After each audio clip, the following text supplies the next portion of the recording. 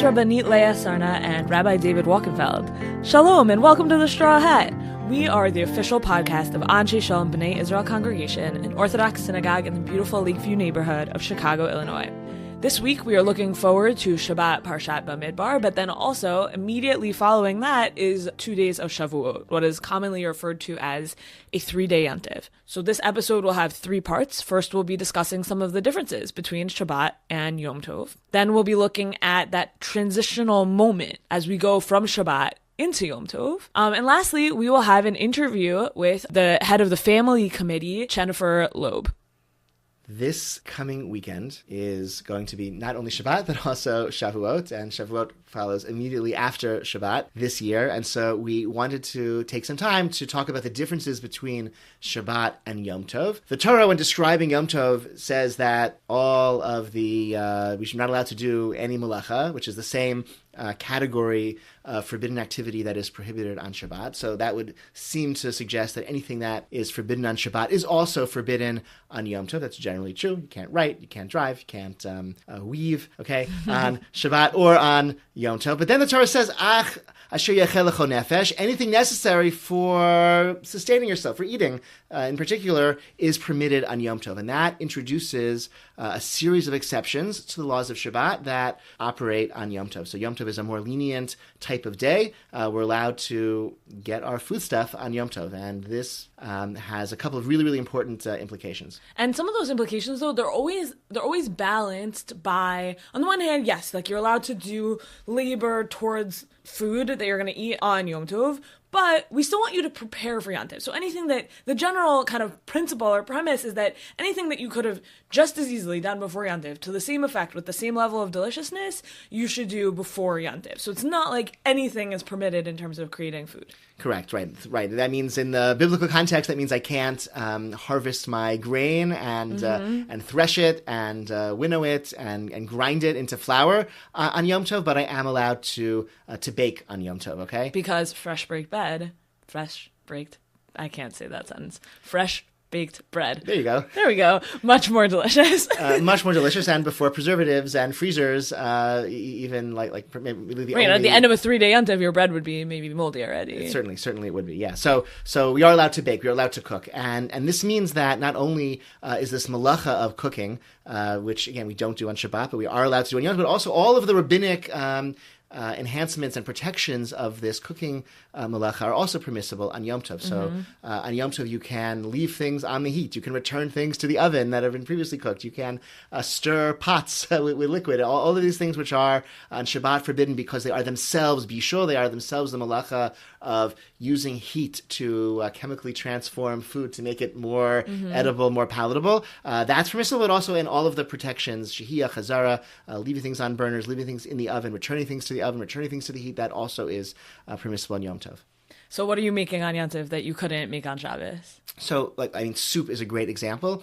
Soup, even if it's made prior to Shabbat and you have it in your fridge or in your freezer, can't be heated on Shabbat. Reheating liquids we consider to be a form of cooking. And so even using a warming tray or a plata, you can't serve warm soup on Shabbat day, but that would be unless you put it on the plata from before Shabbat. Like a cholent kind of soupy cholent, right? Correct. So soup is like a great Yom Tov treat. I think we're going to be making pancakes one Yom Tov night. Pancakes are yes. If you have a barbecue, you can grill. You can grill on Yom Tov. Right, you can really take advantage of. The point of these leniencies are not that we should do more work. The point is that we should have a more festive and enjoyable Yom Tov experience without all of these cooking restrictions. Fresh food that we can cook direct. Now, there are a few things to be careful about. We mentioned grilling. We are allowed to cook, as we've said. We're also allowed to transfer a fire in order to enable cooking. So that means if you have a flame that is burning when Yom Tov begins, you can take a match and light it, or some sort of ember. Bamboo stick. Those work really well. Yes, light it from that pre-existing flame, from that candle, let's say, and then use it to ignite your grill. Am I allowed to put the match out after I do that? You can't extinguish because that's not part of the cooking process. So that match should be thrown into the grill, into your barbecue, burner, or leave it put someplace, it on a piece of foil. someplace safe where it will burn itself out, and maybe watch that it does burn itself out. Really? Oh, I thought I should light my house on fire. Please don't. So that's how we can cook on Yom Tov. If you have a gas oven that has a pilot light, that can be adjusted on Yom Tov because that's not igniting a flame. But if your gas oven has a electric, then that cannot be turned off and on. So then you have to leave a flame on and then adjust it on Yom Tov. You can turn a flame. You can extinguish a flame on Yom Tov. That is because it's not. You can't. Sorry, let's say it differently. Yeah. You can't extinguish a flame. You can extinguish a burner. Thank you. Yeah. A burner, a gas burner, can be turned off on Yom Tov, but it just can't necessarily be turned on again if you don't have a pilot light. Right. So meaning if you have a gas stovetop, the way to do that is if you can possibly turn it on so gas comes on without starting your igniter, which most gas stoves, old-fashioned gas stoves, you can do that. You can just turn past the igniter or not turn it all the way to the igniter. My stove, we have a very old-fashioned stove, so we can do that. So we turn our stove off and on. And when we turn it on, we transfer fire from a yahrzeit candle onto a bamboo stick, hold a bamboo stick to the gas, turn it so that gas but no igniter is on, and light it manually. We have even, it's so old-fashioned that one of the igniters doesn't work at all. And so that's our Yom Tov burner. So one of the offshoots of cooking is also, let's say I'd made these delicious pancakes and now I want to bring them to my friend's house. Well, on Shabbat, you would need an eruv to do that. And on Yom Tov, you do not need an eruv to do that. And as an extension of that, this concept is called mitoch. You can also carry other things that have use on Yom Tov but specifically that have sort of universal use on Yom Tov, that anyone might want to use that thing on Yom Tov. In our neighborhood, the great benefit of this is that you can, for example, push your child in a stroller to the zoo on Yom Tov, should you want to do that. Right. The zoo is just outside of the current Eruv boundary, but on Yom Tov, we're not restricted by the Eruv boundary in terms of where we can carry or push a stroller, and the zoo is a great, classic Yom Tov activity in Lakeview to go to the zoo. Absolutely. Interesting question is what about carrying something that has absolutely? You really shouldn't carry something which has no Yom Tov purpose, but then which could. People do it, but it's an interesting question of why and how maybe they shouldn't. Is carry your house keys when you go to shul as Yom Tov is ending. You're leaving for Mincha Maariv. As Yom Tov is ending, you're not going to need your house keys until after you return home.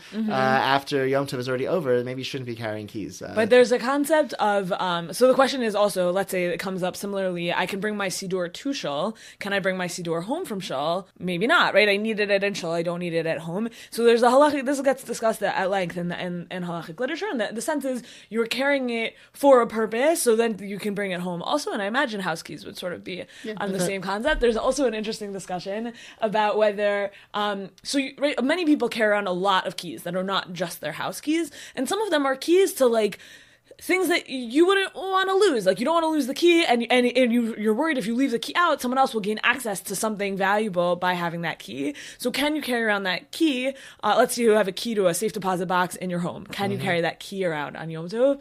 So the Rishonim take into consideration the anxiety you would have of leaving that key around and say that anxiety would be a universal experience, and therefore maybe you can carry your key around with you. So you mentioned universal experience. I want to turn to that phrase and as pertains to, I guess, two practical implications. One would be smoking cigarettes on Yom Tov, which used to be very common, in some communities maybe still is a very common Yom Tov activity, and also showering on Yom Tov, which is maybe less common, but maybe growing in being common. So this concept of ochel nefesh, that we're allowed to do certain milachot, certain otherwise forbidden activities on Yom Tov, if it is for this kind of making Yom Tov enjoyable in a particularly food preparation kind of way, is only for the types of applications, uses of those melachot that are hanash velechol nefesh, that is something that everybody agrees is really enjoyable. So everyone benefits from cooked food, so you're allowed to, again,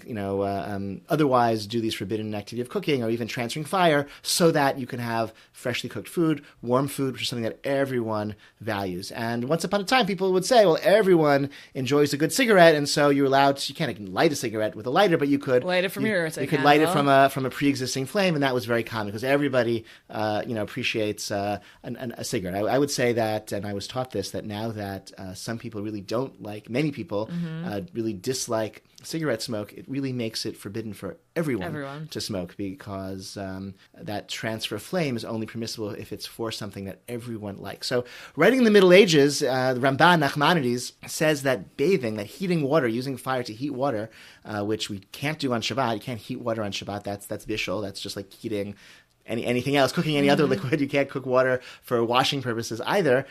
So if you can cook water to make tea or to make soup on Yom Tov, so maybe you could heat water for a warm bath or a shower on Yom Tov. The Ramban says, well, many people don't really like bathing. It's not really something people do more than, a few times a year. A few times, not something people do regularly. And so it really isn't something that could be permissible on Yom Tov, because it's not hana'ah sheveh l'chol nefesh. It's not something that everyone enjoys, like a regular bathing is something only fastidious people appreciate regular bathing. And I was taught that for those of us who shower daily or almost every day, or even maybe those of us who, at least if we don't shower every day, we shower whenever we feel like schwitzy and dirty, which in warm weather could be 5-6 times a week. For people like that is a kind of universal or more universal kind of practice, and showering on Yom Tov should be permissible. And the key point about showering is that you're heating up water in order to shower. Yes, that's what we mean by an element of showering. But I would say, even if you do shower on Yom Tov, there are a lot of other things to be concerned about. So for those of us with long hair, you can't do anything that's going to cause your hair to be pulled out. So if you normally comb through your hair in the shower and a hair comes out with that, that's a problem. If you normally wring out your hair at the end of your shower, that's a problem. You probably can't use a loofah on Yom Tov, for example, because if you squeeze it, you're not allowed to do schita. You're not allowed to squeeze anything out of anything else. Bar soap you can't use either, the way you can't use it at all in Shabbat and Yom Tov for any purpose, because you smooth your bar soap, so you have to use liquid soap, you have to put it onto your body with your hands. Anyone with long hair, there's a lot of concerns about any tying knots, untying knots, pulling out hair, all are Torah level prohibitions. And then even drying your hair at the end, you don't want to, you want to be concerned about any time you might want to wring out a towel. We don't wring things out, the same reason you don't use a loofah, and so and then there's also some people are concerned about going outside with wet hair, because then you're carrying water around, and that's not a type of carrying that is sheveh l'chol nefesh, which you probably don't really need to be concerned by. But I do not have to be concerned about that. It's fascinating. This hearing of wringing hair and squeezing hair. Yeah, none of that is something I've been able to do for a long time. But it's very important to be aware of these concerns. I think, though, if Shavuot, and even this time, in our climate, Sukkot, Simchas Torah, even Pesach could be like hot schwitzy days, and it could extend with Shabbat on one end or the other for 3 days, and a kind of sweat removal, removal shower, great. But just don't go onto autopilot when you're in the shower. And I would say, particularly, I guess, the normal kind of shower routine for women involves a lot of things that are Torah level prohibitions. Heating water is also a Torah level prohibition on Shabbat, but only the heating water. In other words, we're allowed to heat water for cooking purposes on Yom Tov, and therefore we're also allowed to heat water for non-cooking purposes that are the type of things that everyone enjoys. So that would pertain, so that allows us to, let's say, use warm water for bathing purposes, but it does not allow us to shave or to wring out our hair or to wring out a towel, etc. Right, and so when people are showering on Yom Tov, it's a minefield, and really you can't be on autopilot when you're in the shower on Yom Tov. Great. So let's transition now to that actual moment of transition. Yes. When Shabbat goes into Yom Tov, how do we make that work? How is that ritual transition moment orchestrated? So we did this also on Pesach. The first day of Pesach this year was Shabbat, and second day was just Yom Tov. So it was Shabbat and Yom Tov to just Yom Tov.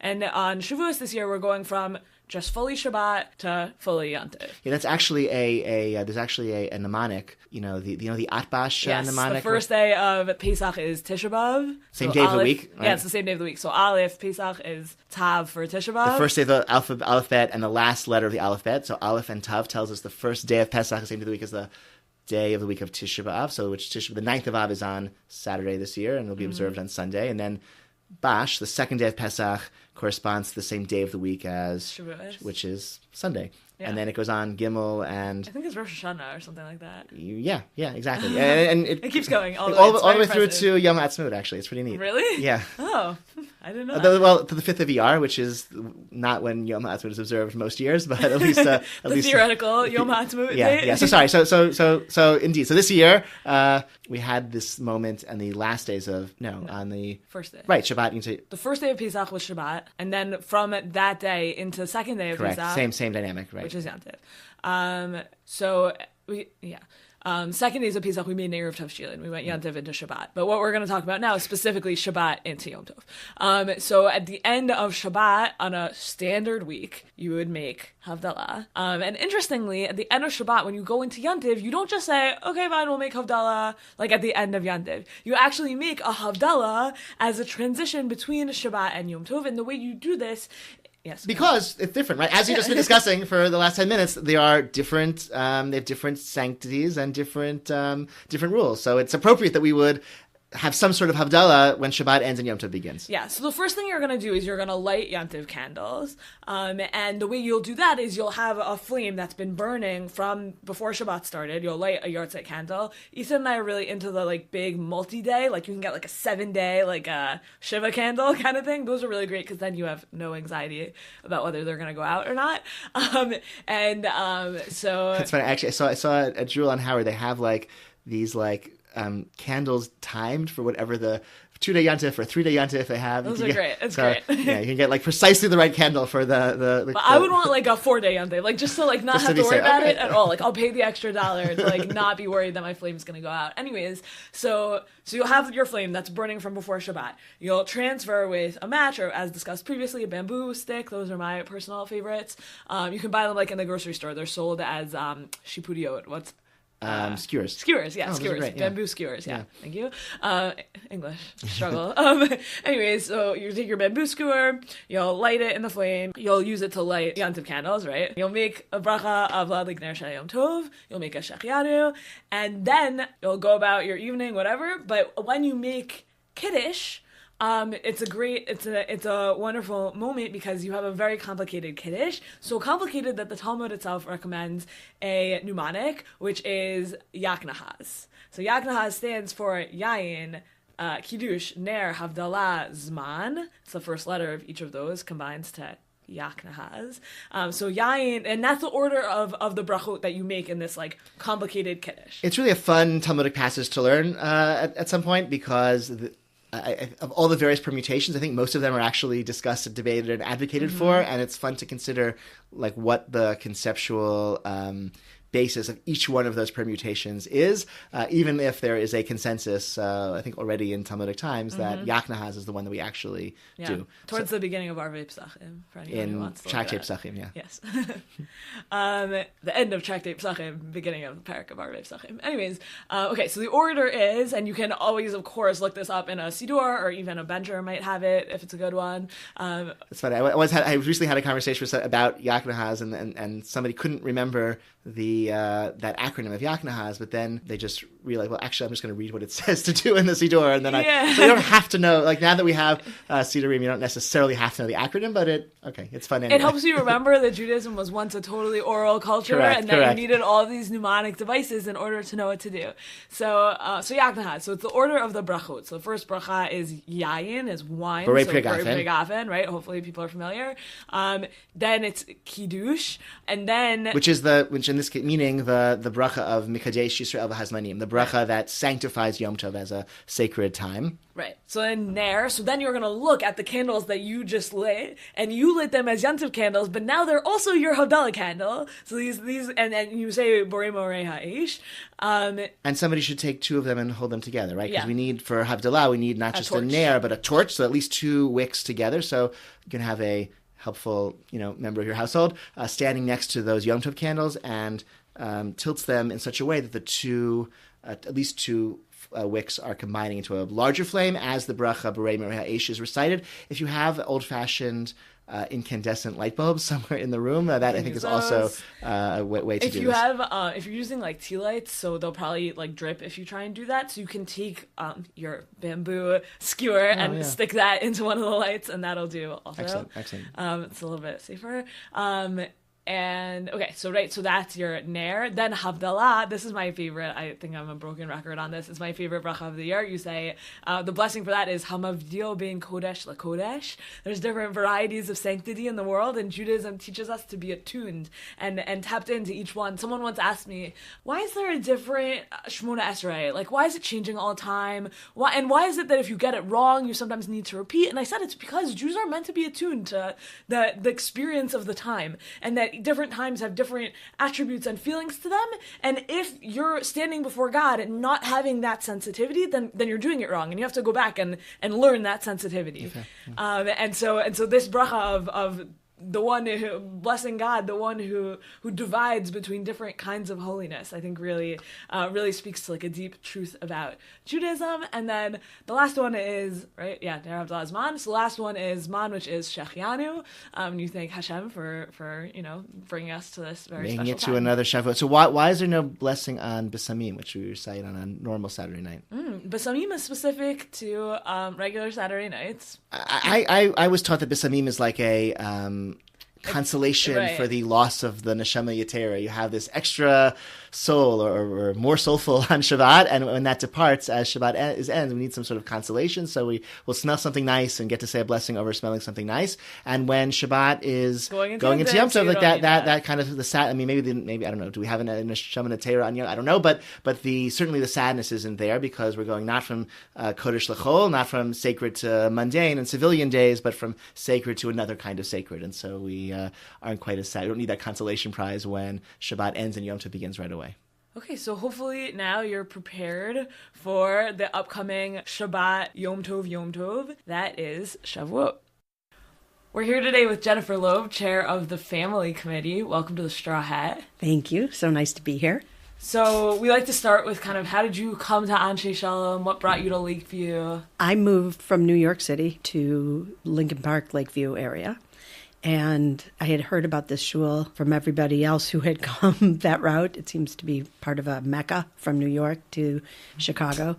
And I grew up going to an Orthodox shul, so I knew that I wanted to go to an Orthodox shul. And I was so pleasantly surprised to find that there was one that was also modern and inclusive and welcoming. And so it was a perfect fit from the first time I got here. Can you tell us when that was? I officially moved in 2003 and then promptly got another job in New York. So I went back and forth for a year. Hi. But I officially, well, that's my second officially, but I was here since 2004 and didn't look back. I think I only found out recently that you had this like cool previous life in New York. Do you want to? I used to be very interesting, even before that. So I started in radio production, and I worked for National Public Radio, and I worked on a show called Car Talk. I listened to Car Talk growing up. All right, so you probably heard Jennifer Jiffy Loeb. That was me. And then from radio, I went into film and television production in New York, and so I was there doing that.